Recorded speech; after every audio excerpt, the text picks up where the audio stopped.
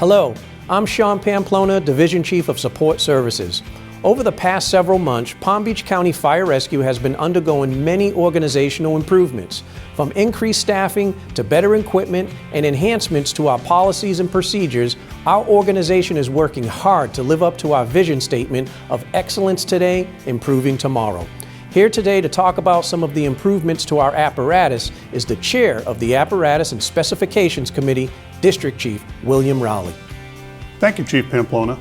I've not been involved with the Apparatus Committee for too long, but I have been from last administration into this one. I would like to say our current administration is truly supporting the development of our units with the end user in mind. The Apparatus Committee is not a fixed standing committee.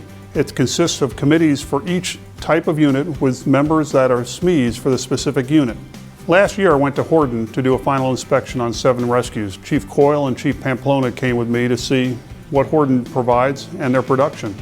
What they found is the flexibility that is available on our unit's design. We have been purchasing Horton rescues for several years, and the design has been very functional but unchanged for quite a while. Chief Duren encouraged Chief Coyle to put together a committee to take a look at our rescues and to design them to the end user. This is currently being done and almost finalized. Over the last several years, we have been purchasing remount rescues.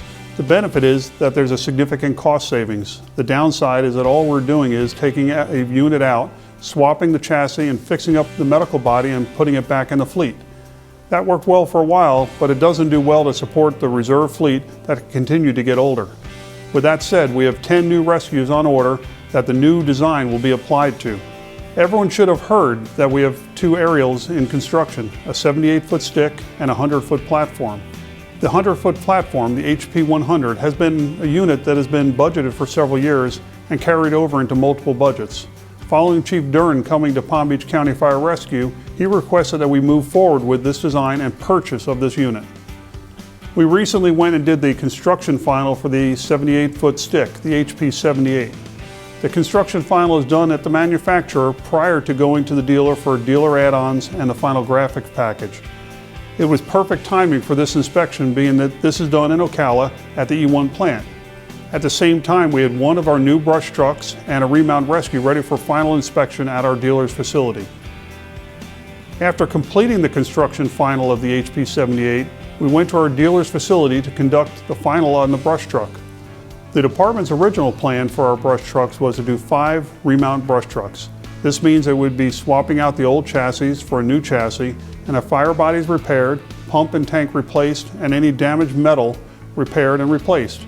We found out not long into this process that the option exists for us to do a complete new build for a minimal increase in the cost, and in this allowing us to redesign the unit more towards the end user in mind. So a committee was put together to redesign our brush trucks. They're still the full-size brush trucks, not the 600 series. I'd like to mention one item that you'd probably say makes perfect sense, but had never been identified until the brush truck committee started working on it. The hard suction, we all know, has always been located at the top of the unit, and it's typically awkward to get down. The committee designed it now to be stored between the frame rails, so now they are low, easily accessible, and using dead space on the unit. There are also many other meaningful changes to the unit. Our expectation is that we should see delivery of the HP 78 and the first of the 5 new brush trucks sometime in December. It had also probably been heard that the deployment plan for the new aerials was that the HP 78 was going to Station 29 upon delivery and then be moved to Station 57 when the HP 100 arrives. Following a suggestion that had been made, administration has amended the plan, and now the HP 78 will be going straight to Station 57. The reasoning is simple. This allows a crew at Station 57 the opportunity to outfit the unit as they need, not to get a unit that had previously been outfitted by another station. We also have a new command unit being built by a local vendor, EVI, in Lake Park. We are also in development of a redesign of our high water vehicle. Our hope is to have the final design for modification of our existing high water vehicles and then carry this design to possible future units. Budgeted units for this year include 6 additional engines, 5 new Horton rescues, 1 new tender.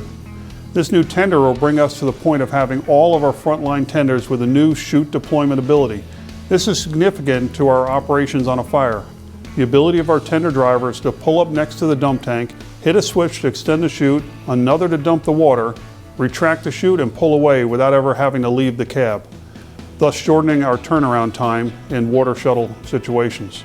Before we conclude the video, please be aware that an update video featuring the Director of Fleet Maintenance, Robert Manzino, will also be available.